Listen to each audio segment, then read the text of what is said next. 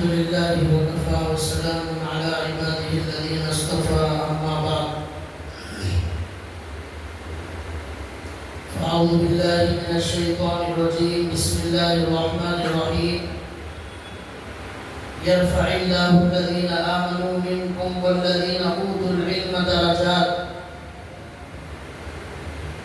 قال رسول الله صلى الله عليه وسلم طلب العلم فريضة على كل مسلم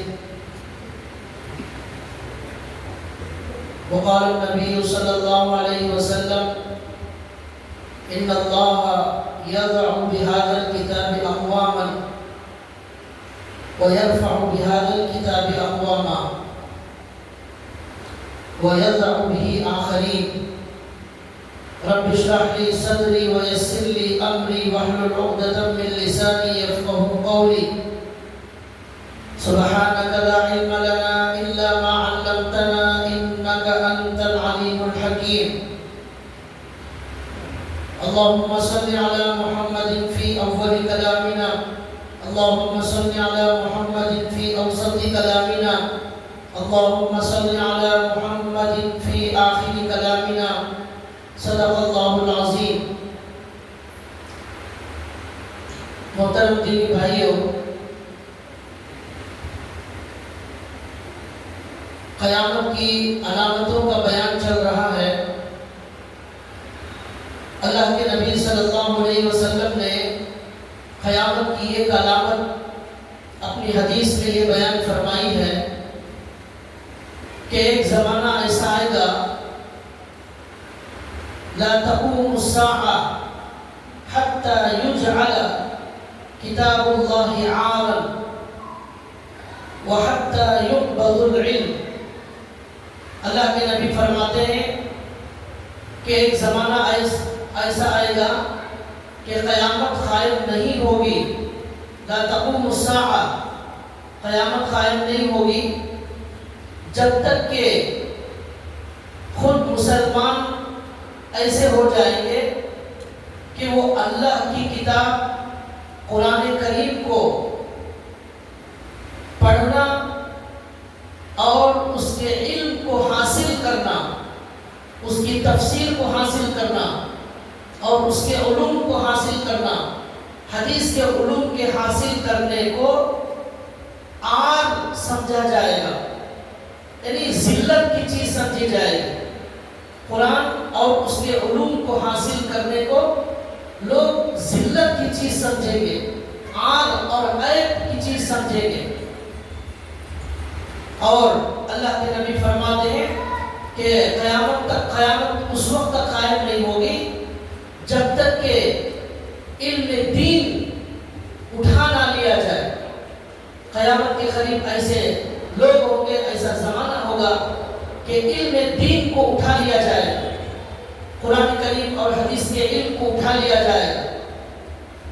کیوں؟ اس لیے کہ جو لوگ موجود ہیں ان کے اندر قرآن حدیث کے علوم کی کوئی طلب اور کوئی طلب نہیں ہوگی، اس کو حاصل کرنے کا کوئی شوق نہیں ہوگا. اس لیے علم اٹھا لیا جائے گا اور علماء کو اٹھا لیا جائے گا. علماء کی کثرت سے موت واقع ہونا شروع ہو جائے گی اور حال یہ ہو جائے گا لوگوں کا کہ قرآن کے علوم کو حاصل کرنا تو دور کی بات، قرآن کے علوم حاصل کرنے کو ذلت کی چیز سمجھا جائے گا، شرم کی چیز سمجھا جائے گا. لہذا اسے حاصل کرنے کوئی تیار نہیں ہوگا. یہ اللہ کے نبی نے قیامت کی علامت بیان فرمائی.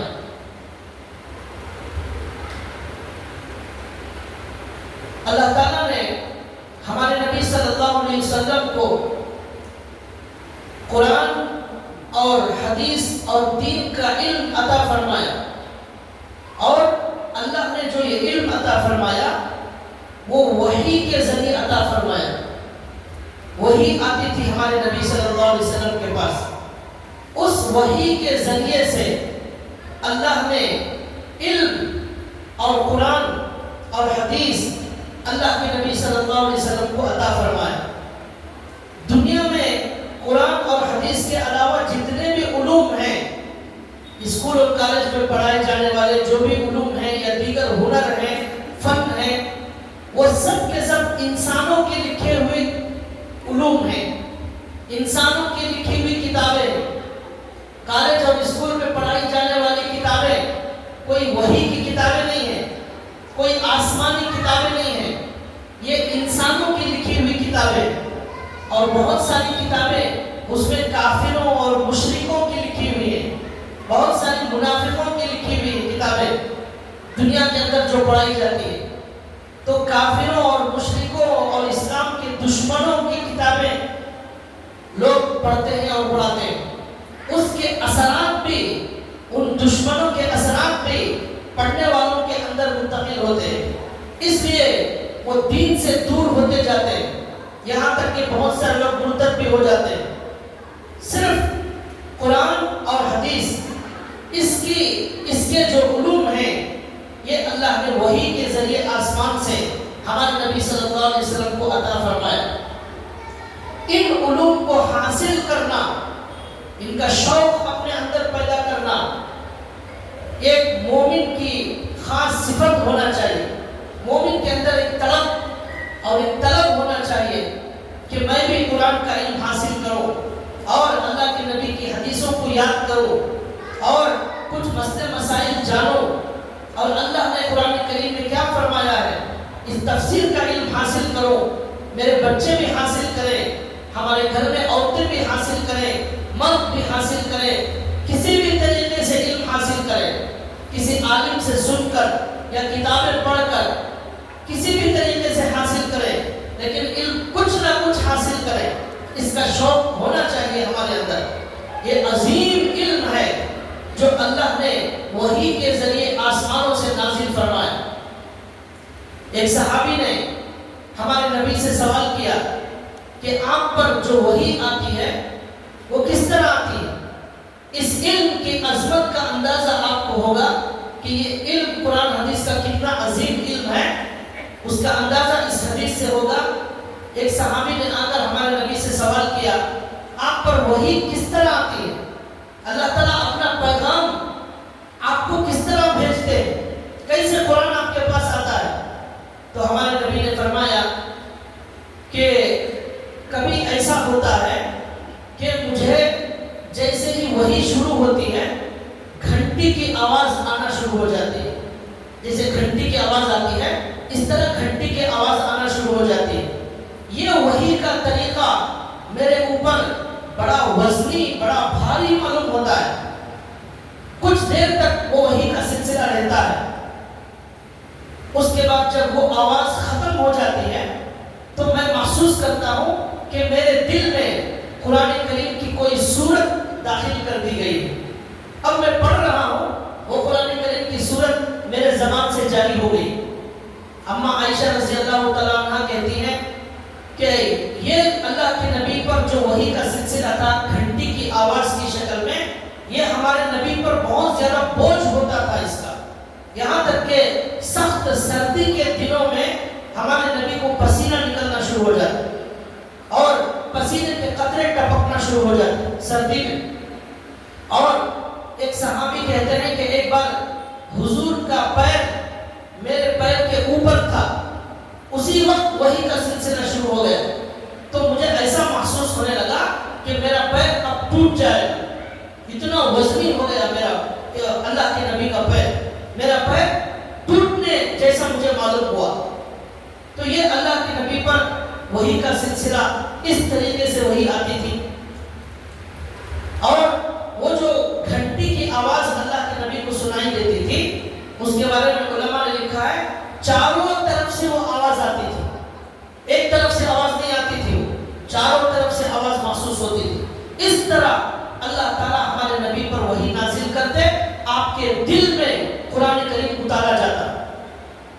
پھر ہمارے نبی صلی اللہ علیہ وسلم کہتے ہیں وحی کا اور ایک طریقہ یہ ہوتا ہے کہ حضرت جبریل علیہ السلام میرے پاس آتے ہیں اور آ کر انسان کی شکل میں آتے ہیں اور آ کر قرآن کریم پڑھ کر مجھے سناتے ہیں، میں سنتا ہوں، وہ پورا قرآن میرے دل میں یاد ہو جاتا ہے۔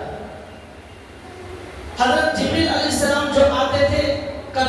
انسان کی شکل میں آتے تھے۔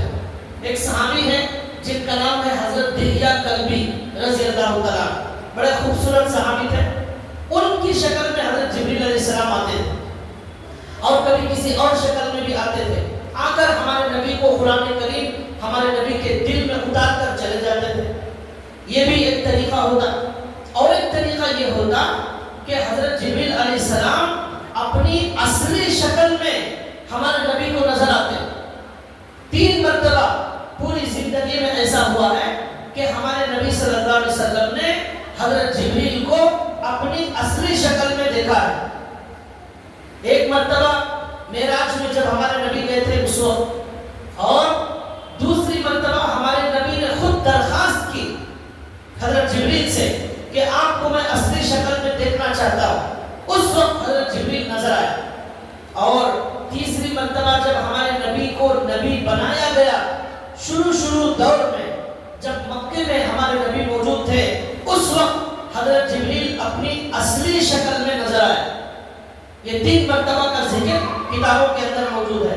تو اس طرح حضرت جبریل کبھی اصلی شکل میں نظر آتے اور اللہ کا پیغام اور اللہ کا قرآن یا اللہ کی حدیثیں ہمارے نبی کے دل میں اتارتے۔ اور ایک وحی کا طریقہ یہ ہے کہ خود اللہ تعالی ہمارے نبی کو نظر آتے بیداری کی حالت میں، اور اللہ اپنا پیغام ہمارے نبی کو دیتے۔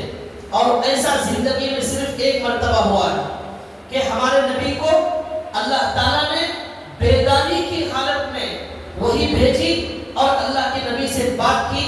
اور وہ کب ہوا؟ وہ معراج کے وقت میں ہوا، جب ہمارے نبی اللہ کے پاس تشریف لے گئے اور اللہ سے بات چیت ہوئی اور اللہ نے نمازوں کا تحفہ دیا۔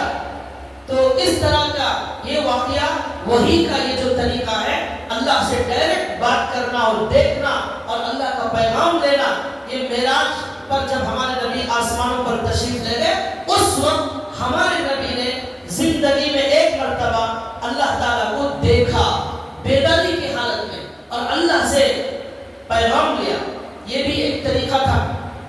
اور ایک طریقہ یہ تھا کہ ہمارے نبی صلی اللہ علیہ وسلم کو خواب میں اللہ تعالیٰ کی زیارت ہوتی اور اللہ ہمارے نبی کو پیغام دے دیتے۔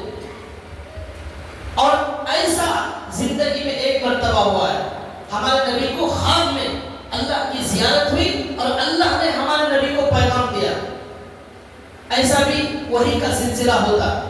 اور ایک اور آخری طریقہ ہے، وہ یہ ہے کہ ہمارے نبی کے دل میں حضرت جبریل کے ذریعے سے کوئی بات ڈال دی جاتی، القا اسے کہتے ہیں، القا۔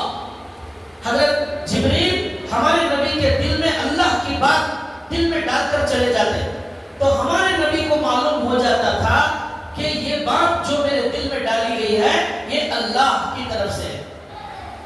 اللہ کے نبی کے علاوہ، انبیاء کے علاوہ دنیا میں کوئی انسان یہ نہیں کہہ سکتا کہ یہ بات اللہ کی طرف سے میرے دل میں ڈالی گئی ہے۔ صرف نبی اور انبیاء کی یہ خصوصی شان ہے کہ ان کے دل میں اچانک کوئی بات ڈالی جاتی ہے اور ان کو معلوم ہو جاتا ہے کہ یہ بات اللہ کی طرف سے ڈالی گئی ہے۔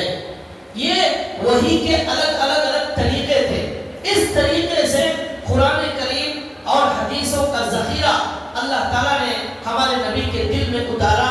اور جب یہ قرآن حضرت جبریل لے کر آتے تھے، حضرت جبریل خود بہت بڑے عظیم فرشتے، بڑے طاقتور فرشتے، حضرت جبریل کو جب اصلی شکل میں ہمارے نبی نے دیکھا تو ہمارے نبی کہتے ہیں کہ ان کے پر اتنے بڑے تھے کہ زمین آسمان کی پوری جگہ ان کے پروں سے بھر گئی۔ اتنے بڑے عظیم فرشتے حضرت جبریل علیہ السلام، اس کے باوجود اللہ تعالیٰ ان کے ساتھ ہزاروں کے فرشتوں کی تعداد میں حضرت جبریل کے ساتھ قرآن کریم کے آیتیں لے کر ہمارے نبی کے پاس بھیجتے اور وہ قرآن ہمارے نبی کے دل میں ڈالا جاتا۔ اور حدیثیں جو ہمارے نبی بیان کرتے، وحی کی 2 قسمیں، ایک کا نام ہے وحی مطلوع جسے قرآن کہتے ہیں، اور ایک ہے وحی غیر مطلوع جسے حدیث کہتے ہیں۔ قرآن کے علاوہ جو بھی ہمارے نبی بیان کرتے ہیں وہ بھی وحی سے ہوتا ہے، ہمارے نبی کی طرف سے نہیں ہوتا، وہ اللہ کی طرف سے ہوتا ہے۔ لیکن قرآن جو ہوتا ہے اس میں لکھا جاتا ہے قرآن کریم، لیکن جو قرآن نہیں ہوتا وہ ہمارے نبی کی حدیثیں کہلاتی ہیں، وہ بھی اللہ کی طرف سے دیا جاتا ہے۔ قرآن کریم میں اللہ نے فرمایا وَمَا يَنْطِقُ عَنِ الْهَوَىٰ إِنْ هُوَ إِلَّا وَحْيٌ يُوحَىٰ، ہمارے نبی اپنی زبان سے کچھ نہیں بولتے، إِنْ هُوَ إِلَّا وَحْيٌ يُوحَىٰ، جو بھی ہمارے نبی بولتے ہیں وہ وحی کی وجہ سے بولتے ہیں، وحی کے ذریعے جو پیغام ملتا ہے وہ لوگوں کو سناتے ہیں۔ تو اس پوری گفتگو سے معلوم ہوا قرآن اور حدیث کے جو علوم ہمارے پاس موجود ہیں وہ اللہ کی طرف سے نازل کیے گئے، وحی کے ذریعے وہ علوم آئے ہیں، وہ ہمارے نبی صلی اللہ علیہ وسلم کے پاک سینے میں ان کو اتارا گیا ہے۔ اور ان علوم کے علاوہ دنیا میں جتنے علوم ہیں، ڈاکٹر کا علم، وکیل کا علم، تاجر کا علم، پلمبر کا علم، الیکٹریشین کا علم، سائنسدانوں کا علم، یہ سارے جتنے علوم ہیں یہ انسانوں کے لکھے ہوئے ہیں، یہ قرآن اور حدیث کا علم اللہ کا لکھا ہوا ہے۔ یہ بہت بڑا عظیم فرق ہے یہ دونوں علوم کے اندر۔ اور قرآن حدیث کے علاوہ جو علوم ہیں ان میں سے بہت ساری کتابیں، بہت سارے علوم، بلکہ سب علوم انسانوں نے اپنی عقل سے لکھے، اللہ کی دی ہوئی عقل سے، اور وہ لکھنے والوں میں مسلمان بھی ہیں اور کافر بھی ہیں، اللہ کے بندے بھی ہیں اور اسلام کے دشمن بھی ہیں، مشرک اور منافق بھی ہیں۔ تو لہذا ہمیں جب یہ حکم دیا جاتا ہے اللہ کے نبی کی طرف سے ما طلب العلم فریضۃ علی کل مسلم، علم کا حاصل کرنا ہر مسلمان پر فرض ہے، جیسے نماز فرض ہے ایسے نماز کا علم حاصل کرنا فرض، تجارت کرنا ہے تجارت کا علم حاصل کرنا فرض، زکات دینا ہے زکات کے مسئلے معلوم کرنا فرض، چاہے کتاب پڑھ کر ہو یا کسی عالم سے پوچھ کر ہو یا کسی عالم کے بیان کو سن کر ہو، کسی بھی طریقے سے یہ علم حاصل کرنا فرض ہے۔ تاجر جب تک علم حاصل نہیں کرے گا حلال حرام کا، اسے کچھ پتہ نہیں چلے گا، وہ دکان میں جائے گا، حرام کاروبار کرے گا اور حرام لقمہ پیٹ میں ڈالے گا اور جہنم میں جائے گا۔ اس لیے حلال حرام کا علم حاصل کرنا ضروری۔ حضرت عمر رضی اللہ تعالیٰ بازار میں جاتے اور اعلان کرتے ہمارے بازار میں وہ آدمی دکان نہیں کھول سکتا جس نے حلال اور حرام کا علم حاصل نہ کیا ہو، وہ آدمی ہمارے مارکیٹ میں دکان نہ کھولے۔ یہ حضرت عمر کے زمانے میں تھا، لیکن آج کے زمانے میں ہم دیکھ رہے ہیں کہ علم کا مطلب لوگوں نے سمجھ لیا ہے یہی اسکول کالج کا علم، قرآن حدیث کے علم کو کوئی علم ماننے تیار نہیں، حالانکہ یہ علم آسمانوں سے آیا، وحی کے ذریعے آیا، نبی کے ذریعے آیا، لیکن اسے وقت دینے ہم تیار نہیں۔ یہ دنیا کے سارے علوم کے لیے ہمارے پاس وقت ہی وقت ہے۔ بچے کو جو اسکول اور ٹیوشن بھیجتے ہیں، ماں باپ کتنا اس کا خیال کرتے ہیں، کتنا اہتمام کرتے ہیں، اس بچے کے لیے ایڈمیشن کا انتظام، اس بچے کے لیے کپڑوں کا انتظام، اس بچے کے لیے ناشتے کا انتظام، اس بچے کے جوتے کا انتظام، اس کے ساکس کا انتظام، اس کی ٹائی کا انتظام، اس کے لیے باپ بھوکا رہ کر کما کر اس کی فیس اسکولوں کو دے گا اور وہ تعلیم حاصل کرائے گا، اور اس کے علاوہ اس کے جانے آنے کی گاڑی کا نظام، پھر ٹیوشن کا نظام، سارے انتظامات باپ کرتا ہے۔ کیوں؟ لوگوں نے یہ دماغ میں بٹھا دیا ہے کہ یہ اس اسکول کالج کی تعلیم کے ذریعے سے بچہ بڑا ہو کر پیسے کمائے گا۔ تو علم حاصل کرنا مقصد نہیں ہے، بچے کو پیسے کی مشین بنانا ہے۔ بچہ علم حاصل نہیں کر رہا ہے، پیسے حاصل کرنے کی مشین بنانا ہے۔ اسے ضرور حاصل کریں، بالکل منع نہیں ہے، ضرور آپ جو چاہیں پڑھائیں، سارے علوم اللہ کے سکھائے ہوئے علوم ہیں، لیکن قرآن اور حدیث کا علم حاصل کرنے کے لیے بھی آپ کی زندگی میں وقت ہونا چاہیے، آپ کے بچے کے پاس وقت ہونا چاہیے، اس کی بھی فکر کرنا چاہیے۔ جتنے بھی علوم حاصل کرنے والے ہیں مرتے ہی ان کے سارے علوم ان کے سینے سے ختم ہو جائیں گے، ڈاکٹر ہو، وکیل ہو، تاجر ہو، کوئی بھی ہو، مرتے ہی ان کے بعد اس کے بعد کی زندگی میں ان کا سینہ ان علوم سے خالی ہو جائے گا. 30 سال محنت کرنے والے، 40 سال محنت کرنے والے مرنے کے بعد جاہل رہیں گے، ان کو کچھ پتا نہیں ہوگا. صرف قرآن اور حدیث کا علم وہ علم ہے جو دنیا میں بھی ہمارے ساتھ ہے، خبر میں بھی ہمارے ساتھ ہے، مرنے کے بعد بھی ہمارے ساتھ رہے گا. حافظ دنیا میں بھی حافظ، قبر میں بھی حافظ، اللہ کے دربار میں بھی حافظ رہے گا. باقی علوم نہیں رہیں گے موجود. اس لیے خلاصہ یہ ہے، اللہ کے نبی نے فرمایا ایسے بدترین لوگوں پر قیامت آئے گی جو لوگ قرآن کے علم کو حاصل کرنے کو ذلت کی چیز سمجھے. اللہ ہماری حفاظت فرمائے. اور اللہ کے نبی کہتے ہیں علم اٹھا لیا جائے گا، لوگ قدر نہیں کریں گے، قرآن کی اور حدیث کی قدر نہیں کریں گے، حالانکہ یہ اتنا عظیم علم ہے اور اللہ کے نبی نے اس کے بہت فضائل بتائے. ایک حدیث میں اللہ کے نبی نے فرمایا ان اللہ یرفع بهذا الكتاب اقواما ويزح به آخرین. اللہ تعالیٰ اسی قرآن کے ذریعے بہت ساری قوموں کو بلندی عطا فرماتے ہیں اور اسی قرآن کے ذریعے اللہ بہت ساری قوموں کو ذلیل کر دیتے ہیں. کیوں ذلیل کر دیتے ہیں؟ جو لوگ قرآن سے محبت کرتے ہیں، قرآن پر عمل کرتے ہیں، قرآن کو اپنے سینے سے لگا کر رکھتے ہیں، قرآن کی اطاعت کرتے ہیں، تو ایسے لوگوں کو اللہ تعالیٰ بلندی پر پہنچاتے ہیں. اور جو لوگ قرآن کی قدر نہیں کرتے، اس کا علم حاصل نہیں کرتے، اس کو علم نہیں سمجھتے، اللہ کہتے ہیں ایسے لوگوں کو، ایسی قوم کو اللہ ذلیل کر دیتے ہیں، اللہ رسوا کر دیتے ہیں. اسی قرآن کے ذریعے ہماری ترقی وابستہ ہے. اگر اسے نہیں لگائیں گے سینے سے، اس کو چھوڑ دیں گے، اس کی وجہ سے اللہ ہمیں ذلیل کر دے گا.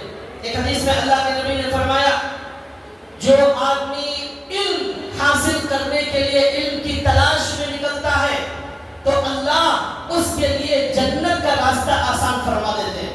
یہ ہمارے نبی نے فرمایا. یہ ساری فضیلتیں صرف قرآن اور حدیث کے علم کے لیے ہیں. یاد رکھیے بقیہ علوم کے لیے یہ فضیلتیں ہمارے نبی نے نہیں بیان فرمائے. لیکن آج کل بہت سارے لوگ یہ فضیلتیں ہر علم پر فٹ کر رہے ہیں. یہ بالکل دھوکہ ہے اور جھوٹ ہے. ہمارے نبی کی کوئی بھی فضیلت جو ہمارے نبی نے بیان فرمائی وہ قرآن اور حدیث کے علم کے لیے ہے. ہمارے نبی نے فرمایا جو آدمی علم حاصل کرنے کے لیے نکلتا ہے فرشتے اپنے پروں کو اس کے نیچے بچھا دیتے ہیں. فرشتے اپنے پروں کو نیچے بچھا دیتے ہیں. ان پروں پر وہ علم حاصل کرنے والا چلتا ہے. وہ علم حاصل کرنے کے لیے کوئی عمر نہیں ہے.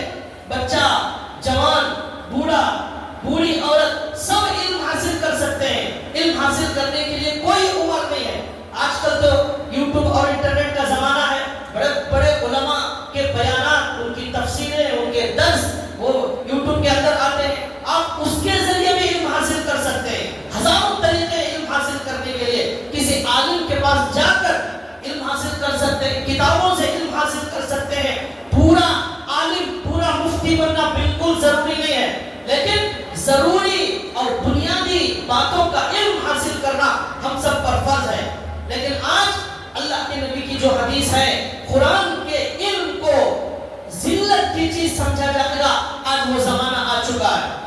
اگر کوئی باپ اپنے بچے کو حافظ یا عالم بنانا چاہتا ہے تو بہت سارے لوگ اس کے آس پاس کے، اس کے رشتہ دار، اس کے پڑوس اس سے کہیں گے ارے کیا بنانے جا رہے ہو، حافظ عالم بن کر کیا کرے گا، اسے فلاں ڈگری پڑھاؤ، اسے وہ پڑھاؤ، اسے سائنس پڑھاؤ، اسے یہ پڑھاؤ. لیکن قرآن اور حدیث پڑھائیں گے تو اس کی کیا ضرورت ہے؟ لوگ خود مخالفت کریں گے. ایسا ماحول ہمارا بنتا چلا جا رہا ہے. ہمارے نبی کی حدیث 100% صادق آ رہی ہے. قرآن کے علوم کو ذلت کی چیز سمجھا جائے. حافظ کو حقیر نگاہوں سے دیکھا جاتا ہے. کیا حافظ بن کر کیا کرے گا؟ عالم کو حقیر نگاہوں سے دیکھا جاتا ہے. ہمارے نبی صلی اللہ علیہ وسلم نے فرمایا پوری دنیا حافظ اور عالم یا علم حاصل کرنے والوں کو حقیر سمجھے، لیکن ہمارے نبی کہتے ہیں کہ کل قیامت کے دن پوری دنیا جس انسان پر رشک کرے گی کہ اللہ نے کتنا عظیم تحفہ ان کو دیا ہے. کون لوگ ہوں گے جن پر دنیا رشک کرے گی؟ اللہ کے نبی کہتے ہیں وہ دو لوگ ہیں. ایک آدمی وہ مالدار جس کو اللہ نے مال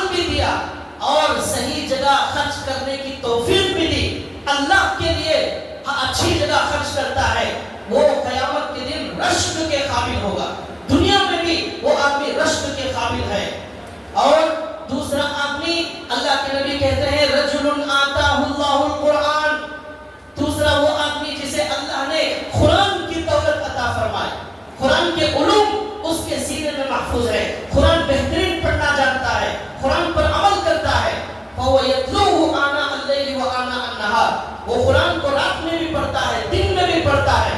اللہ کے نبی کہتے ہیں اس آدمی پر رشک کیا جا سکتا ہے کہ اللہ نے کیا غضب کی نعمت دی ہے اسے۔ سب سے عظیم نعمت اللہ کی طرف سے یہ قرآن ہے جسے اللہ تعالیٰ عطا فرما دیتے ہیں۔ ہمارے نبی کی بہت ساری دعائیں ہیں، ان دعاؤں کے اندر ہمارے نبی نے عجیب و غریب طریقے سے اللہ سے دعا مانگی۔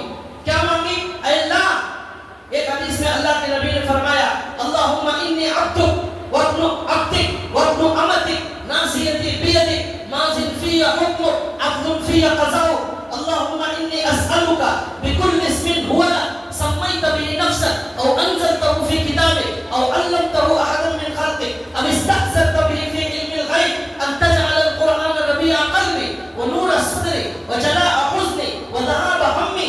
اللہ کے نبی اس دعا میں کہتے ہیں اے اللہ، میں آپ کے غلام کا جو ہے بیٹا ہوں، آپ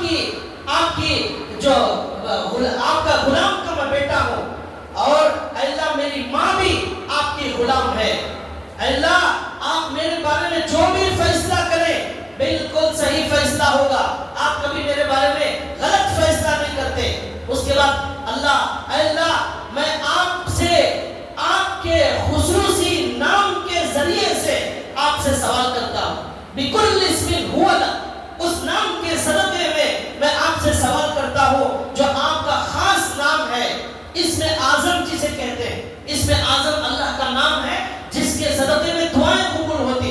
اس اسم اعظم کے صدقے میں اللہ میں آپ سے سوال کرتا ہوں، بِكُلِّ اسْمٍ هُوَ لَكَ سَمَّيْتَ بِهِ نَفْسَكَ، اے اللہ وہ نام آپ نے اپنے لیے رکھا ہے، آپ کا نام ہے وہ، یا اللہ وہ نام آپ نے کہیں قرآن میں بیان کیا ہے، یا وہ نام آپ نے کسی بندوں میں سے کسی کو سکھایا ہے، یا اے اللہ آپ نے وہ نام کہیں چھپا کر رکھا ہے، وہ آپ کے علاوہ کسی کو پتا نہیں، علم غیب میں چھپا کر رکھا ہے۔ اس نام کے صدقے میں آپ سے سوال کرتا ہوں کہ اے اللہ آپ قرآن کو میرے دل کی بہار بنا دیجئے۔ اتنے سارے واسطے دے کر جو اہم چیز مانگی جا رہی ہے وہ یہ ہے اے اللہ میرے دل کو، قرآن کو میرے دل کی بہار بنا دے، قرآن کو میرے سینے کا نور بنا دے۔ اے اللہ اس قرآن کریم کے ذریعے سے اے اللہ میرے غموں کو ختم کر دے۔ ہمارے نبی نے یہ دعا فرمایا، اور ایک جگہ ہمارے نبی نے فرمایا اے اللہ میں آپ سے بہت سارے واسطوں سے دعا مانگتا ہوں۔ اس میں بہت سارے واسطے دیے ہمارے نبی نے، اس میں بھی اس کے بعد جو دعا مانگی وہ یہی قرآن کی دولت ہمارے سینے میں اس کا نور داخل ہونے کی ہمارے نبی نے دعا مانگی۔ اس سے معلوم ہوتا ہے قرآن کا علم جسے اللہ دیتے ہیں وہ بڑا قابل رشک آدمی ہے۔ اللہ کے نبی نے اس حدیث میں فرمایا کہ وہ بڑا قابل رشک آدمی ہے جسے اللہ قرآن کریم کی دولت سے نوازتے ہیں۔ ایک حدیث میں اللہ کے نبی نے فرمایا قرآن کی ایک آیت سیکھنے والا، قرآن کی ایک آیت سیکھنے والا 100 رکعت نفل نماز پڑھنے سے بہتر ہے۔ 100 رکعت نفل نماز پڑھنے سے بہتر ایک آیت کا سیکھنا ہے۔ اسی حدیث میں اللہ کے نبی کہتے ہیں کہ علم دین کا ایک باب حاصل کر لینا، ایک باب حاصل کر لینا 1000 رکعت نفل پڑھنے سے بہتر ہے۔ یہ ہمارے نبی نے اس علم کی فضیلت بیان فرمائی، لیکن ہمارے پاس اس علم کو حاصل کرنے کے لیے کوئی وقت نہیں ہے۔ ہمارے نبی صلی اللہ علیہ وسلم پر جب وحی کے ذریعے سے یہ سارے علوم قرآن حدیث کے ہمارے نبی کے سینے میں اتارے گئے تو ہمارے نبی نے لوگوں کو کہا کہ اے لوگوں میرے سینے سے قرآن کا علم حاصل کرو، حدیث کا علم حاصل کرو، قیامت تک ساری دنیا کو روشنی ملنے والی ہے اسی علم کے ذریعے سے، اسی علم کے ذریعے سے جنت کا راستہ ملنے والا ہے، اسی علم کے ذریعے سے لوگوں کو جہنم سے بچایا جا سکتا ہے۔ یہ میری امانت ہے، آپ لوگ اسے حاصل کرو۔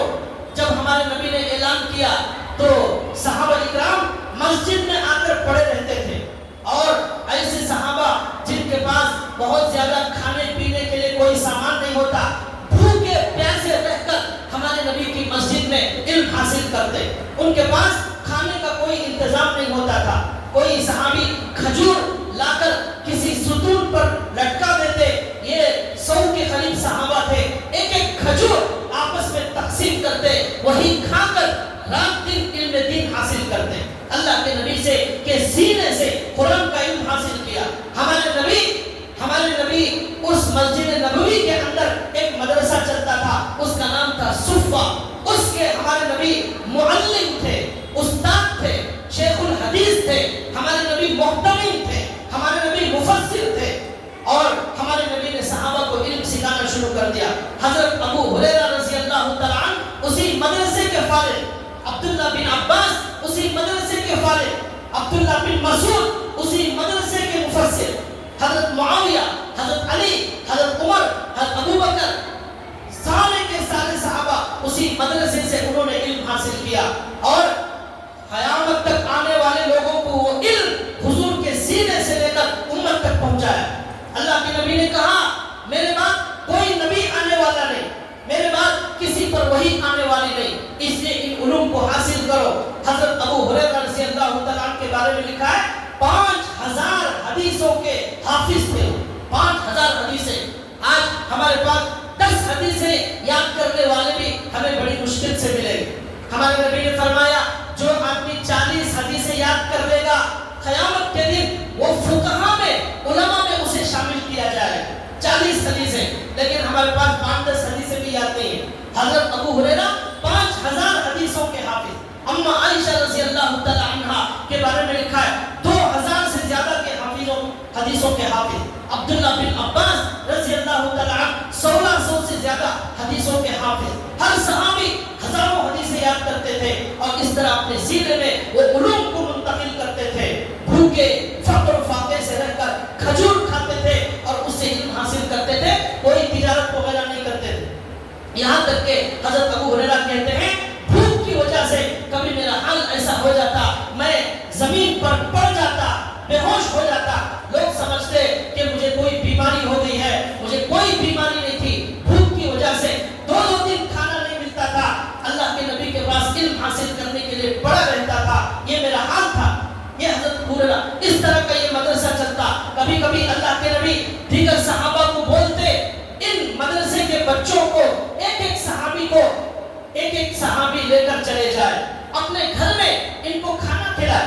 تو وہ صحابہ ایک صحابی کو گھر میں لے جاتے، ان کو کھانا کھلاتے. اس طرح انہوں نے علم حاصل کیا. آج ہمارے پاس جو حدیث ہے، ہمارے پاس جو آج قرآن ہے، یہ سب ان صحابہ اکرام کی قربانی.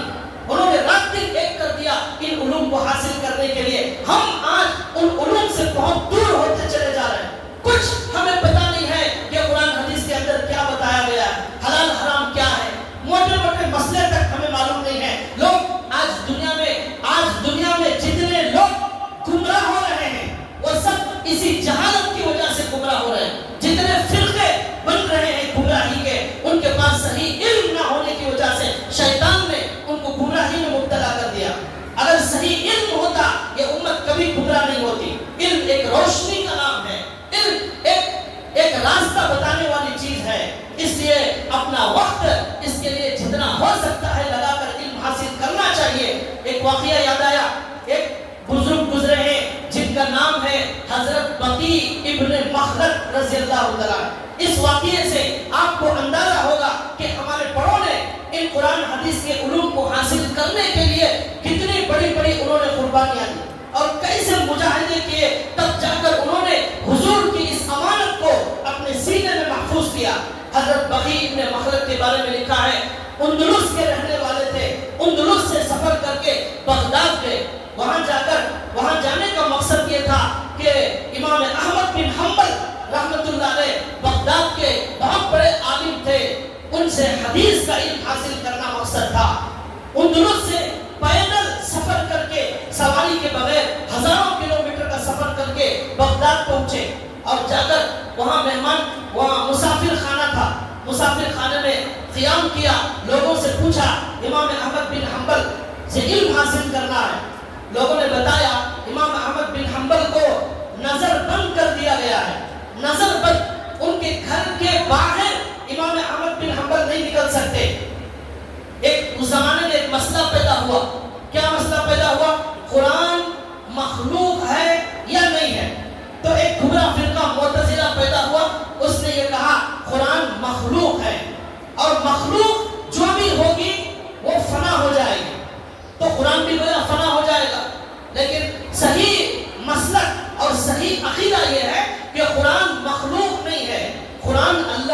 صفت ہے. یہ قرآن فنا نہیں ہوگا، جیسے اللہ فنا نہیں ہوں گے، اللہ باقی رہنے والے، تو اللہ کی صفت جو قرآن ہے وہ بھی ختم ہونے والی نہیں. یہ اہل سنت والجماعت کا صحیح مسلک، صحیح عقیدہ ہے. لیکن ایک گمراہ فرقہ پیدا ہوا، جیسے سارے انسان ختم ہو جائیں گے یہ قرآن بھی ختم ہو جائے گا، قرآن بھی مخلوق ہے.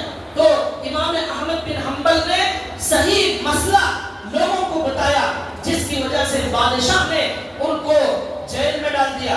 اور بادشاہ ان کو اپنے دربار میں، جب امام احمد بن حنبل بوڑھے ہو گئے تھے، کئی کوڑے زور زور سے امام احمد بن حنبل کے بدن پر مارتا تھا. لکھا ہے کہ اتنا زبردست وہ کوڑا ہوتا تھا کہ اگر ہاتھی کو مارا جاتا ہاتھی بھی چیختا ہوا بھاگ جاتا. اتنا زبردست کوڑا امام احمد بن حنبل کو ان کے بوڑھی عمر، بوڑھے ہونے کی حالت میں مارا گیا. ان کی کھال نکل کر نیچے لٹک جاتی تھی، رسی سے باندھ کر اسے مارا جاتا تھا. اس قدر ان کو مارا گیا اور ان کو جیل میں ڈال دیا گیا. ان کے گھر میں کسی سے ملنا منع کر دیا گیا، کوئی مل نہیں سکتا. یہ کسی کو حدیث بیان نہیں کر سکتے، کسی کو علم نہیں سکھا سکتے. ایسی قربانی دی امام احمد بن حنبل نے. اور لکھا ہے کہ ایک شاگرد بقی ابن مخلد امام احمد بن حنبل سے علم حاصل کرنے کے لیے اندلس سے بغداد میں جا کر جامع مسجد میں یحییٰ بن معین کا درس چل رہا تھا. کھڑے ہو کر پوچھا کہ امام احمد بن حنبل کیسے عالم ہیں، کتنے بڑے عالم ہیں. یحییٰ بن معین نے کہا کہ وہ تو بہت بڑے عالم ہیں، مسلمانوں کے امام ہیں، امام المسلمین ہیں، خیرہم سارے لوگوں میں سب سے بہترین ہیں، فاضلہم سب سے بڑے عالم ہیں. تو بقی ابن مخلد امام احمد بن حنبل کے گھر پر گئے، جا کر دستک دی اور امام احمد بن حنبل باہر آئے. تو امام احمد بن حنبل نے پوچھا کیوں آئے ہو، کیا مقصد ہے؟ تو انہوں نے کہا حضرت آپ سے اللہ کے نبی کی حدیثیں سننے اور سمجھنے اور جاننے و علم حاصل کرنے آیا ہوں. امام احمد بن حنبل نے کہا کیا آپ کو معلوم نہیں مجھے قانون لگا دیا گیا حکومت کی طرف سے، میں پڑھا نہیں سکتا، میں بیان نہیں کر سکتا، مجھے کوئی مل نہیں سکتا، تو میں مجبور ہوں، میں چاہتا ہوں کہ آپ اتنی دور سے سفر کر کے آئے ہیں لیکن میں آپ کو علم نہیں سکھا سکتا. تو شاگرد نے کہا بقی ابن مخلد نے حضرت میرے دماغ میں ایک منصوبہ آ رہا ہے، ایک ترکیب آ رہی ہے، ذرا غور سے سنیے اس بات کو، اس واقعے کو. اس سے معلوم ہوگا علم کے لیے کیسی کیسی قربانیاں دی ہمارے بڑوں نے. آج ہمارے پاس 10 منٹ نہیں ہے اس علم کو حاصل کرنے کے لیے. انہوں نے کہا حضرت میرے دل میں یہ اللہ بات ڈال رہے ہیں کہ کل سے میں بھکاری بن کر آپ کے دروازے پر آ جاؤں گا اور صرف آپ کے دروازے پر بھیک نہیں مانگوں گا، اور بھی کئی دروازوں پر بھیک مانگتا مانگتا آپ کے دروازے پر آؤں گا. آپ بھیک دینے کے بہانے اللہ کے نبی کی 2-3 حدیثیں مجھے سنا دیجئے، اس طرح میں اللہ کے نبی کی حدیثوں کا علم حاصل کروں گا. آج گلی گلی میں مدرسہ موجود ہے، ہر جگہ مسجد میں امام اور علماء موجود ہیں، بے شمار مدارس موجود ہیں. ہم نے کتنی مرتبہ جا کر کسی عالم سے درخواست کی ہے کہ ہمیں اللہ کے نبی کی ایک حدیث سنا دیجئے. غور کیجئے، بقی ابن مخلد نے کہا حضرت کل سے بھکاری بن کر آؤں گا اللہ کے نبی کی حدیثیں حاصل کرنے کے لیے. انہوں نے کہا ٹھیک ہے، اگر یہ جذبہ ہے تو آپ جو ہے آ جاؤ. اب گئے، جا کر معلوم کیا کہ بغداد میں بھکاری کیسے کپڑے پہنتا ہے، ان کا ڈیر ڈول کیسا ہوتا ہے، اور جب مانگتے ہیں کیا بولتے ہیں. بھکاری مانگنے والا ہر جگہ الگ الگ اسٹائل سے بولتا ہے، یہاں کے بھکاری کیا بولتے ہیں سب معلوم کیا. کہتے ہیں ایک عصا لیا، لکڑی، فقیر کی لکڑی لیا اور ایک خاص قسم کا کپڑا سر پر باندھ لیا جسے دیکھ کر معلوم ہو سب کو کہ یہ بھکاری ہے. کوئی جانتا نہیں تھا ان کو، شہر میں نئے تھے. اب دوسرے دن سے انہوں نے لکڑی لی، بھکاریوں کا وہ کپڑا پہنا اور عربی میں بھیک مانگنے لگے.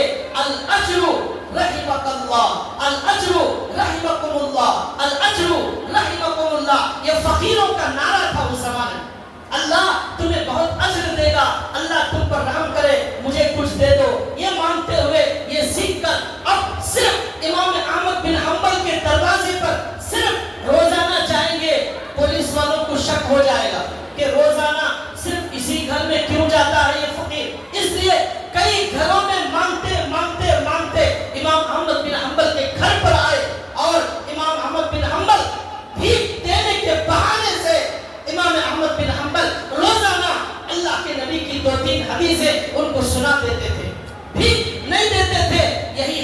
کی بھیک دیتے تھے ان کو، اور اس طرح روزانہ 3 حدیثیں 4 حدیثیں سنتے سنتے روزانہ آتے تھے بھیک مانگتے ہوئے، اللہ کے نام پر کچھ دے دو، الاجر رحمکم اللہ بولتے ہوئے آتے۔ سارے لوگ جو گھر والے پیسے دیتے وہ جا کر یہ خود فقیروں کو صدقہ کر دیتے تھے، وہ خود نہیں لیتے تھے۔ یہ حدیث کا بھکاری تھا، یہ پیسوں کا بھکاری نہیں تھا۔ یہ امام احمد بن حنبل سے بھیک مانگتے مانگتے کئی سال تک انہوں نے علم حاصل کیا۔ آج دنیا میں ان کا نام بہت بڑے بڑے علماء میں لکھا ہوا ہے، ان کا نام شیخ الاسلام، ان کا نام مفسر بن گیا، ان کا نام محدث بن گیا، ان کا نام فقیہ بن گیا، دنیا کے بڑے علماء میں ان کا شمار ہونے لگا۔ علم کے لیے انہوں نے بھکاری بننا گوارا کیا۔ اللہ کے نبی کی حدیثوں سے ایسی محبت تھی ان کو، ہمیں اس کا 1% بھی نصیب نہیں ہوا ہے۔ کیوں؟ یہ علم اٹھا لیا جائے گا قیامت کے قریب، اس لیے ہم علم حاصل کرنے کے لیے آگے بڑھے۔ امام احمد بن حنبل جب جیل سے باہر آ گئے، جب ان پر قانون ہٹا دیا گیا تو امام احمد بن حنبل کا درس مسجد میں لگا، تو پھر یہ آنے لگے۔ امام احمد بن حنبل نے کہا ان کو بقی ابن مخلد کو سامنے جگہ دے دو۔ طالب علم حدیث کا عاشق یہ ہے، دیکھو اگر کوئی حدیث کا عاشق دیکھنا چاہتا ہے اس کو دیکھ لو۔ سامنے بٹھا کر امام احمد بن حنبل ان کو جو ہے درس دیا کرتے تھے، ایسا شوق تھا۔ اس سے بھی عجیب واقعہ میں آپ کو بتاتا ہوں۔ ایک بزرگ گزرے ہیں، ان کا نام ہے امام سرخسی رحمۃ اللہ علیہ۔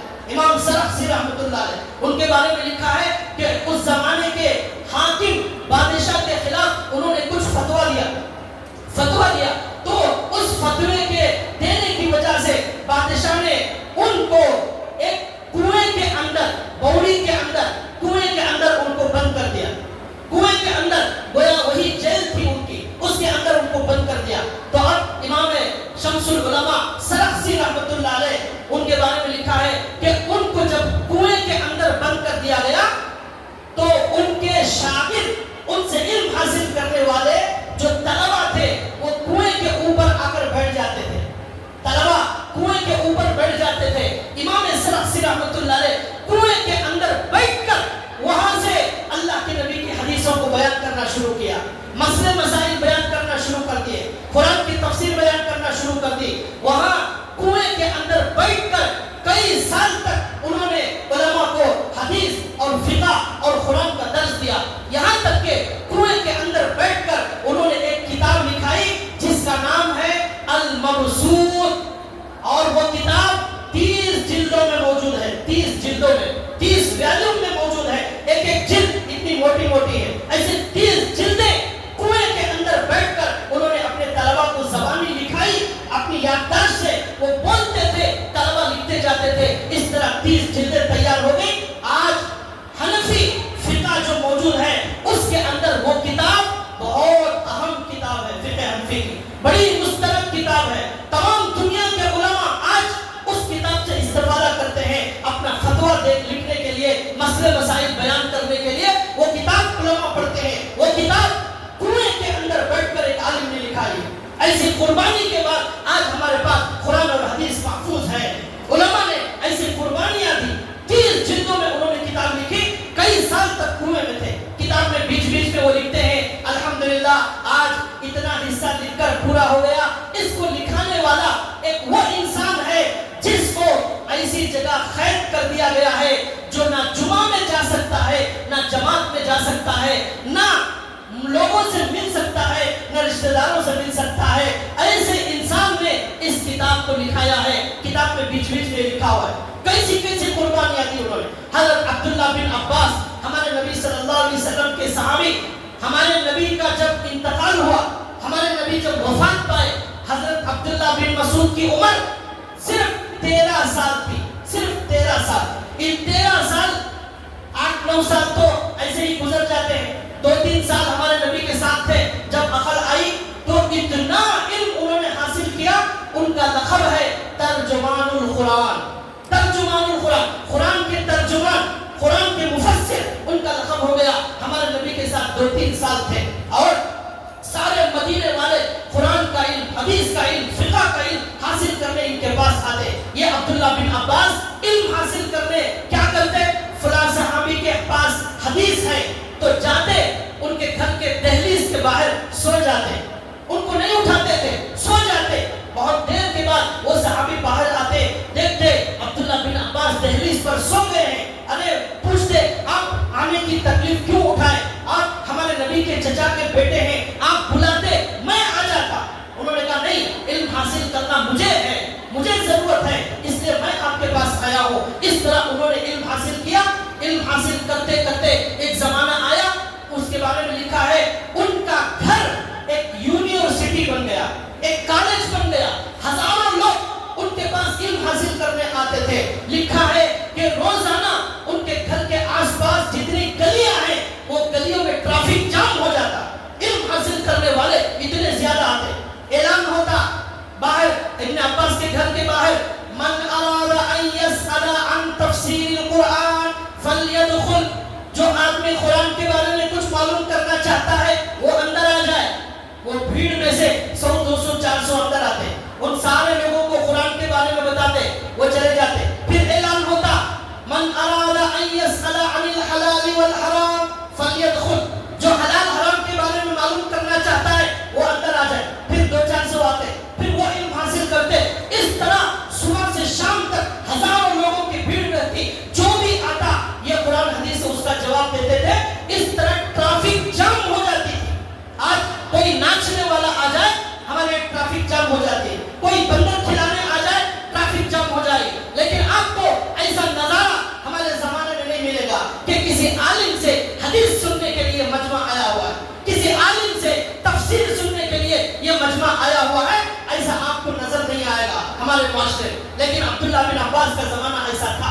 امام بخاری رحمۃ اللہ علیہ قرآن کے بعد سب سے زیادہ عظیم کتاب بخاری شریف، اس کے اندر 7390 پر 7 حدیثوں کو امام بخاری رحمۃ اللہ علیہ نے جمع فرمایا. 6 لاکھ حدیثیں امام بخاری کو حفظ یاد تھی. 6 لاکھ حدیثیں، ان میں سے 7390 پر 7 حدیثوں کو بخاری شریف میں انہوں نے مقررات کے ساتھ جمع فرمایا. وہ خود کہتے ہیں کہ مجھے 1 لاکھ صحیح حدیثیں یاد ہیں اور 2 لاکھ جو صحیح حدیثیں نہیں ہیں وہ بھی میں نے یاد کر لیا. کیوں؟ تاکہ صحیح اور غلط میں پہچان ہو سکے. لیکن بعض علماء کہتے ہیں 6 لاکھ حدیثیں یاد تھی. ان کا حال یہ تھا کہ جب وہ علم حاصل کرتے تھے ان کے پاس ایک مرتبہ ایسا ہوا کہ بیمار ہو گئے.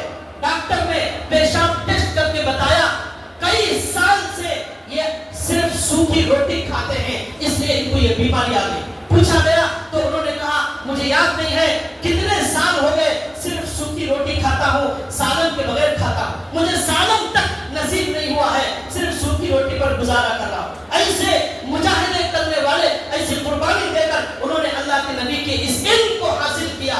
آج ہمارے پاس گھر گھر میں بڑی آسانی سے یوٹیوب آن لائن کے ذریعے بڑے بڑے علماء کے بیانات، تفسیریں، حدیثیں سب موجود ہیں. لیکن ہم اتنا بھی علم حاصل نہیں کرنا چاہتے، کسی عالم کے پاس جانا بھی نہیں چاہتے، اس سے تعلق بھی رکھنا نہیں چاہتے علم حاصل کرنے کے لیے.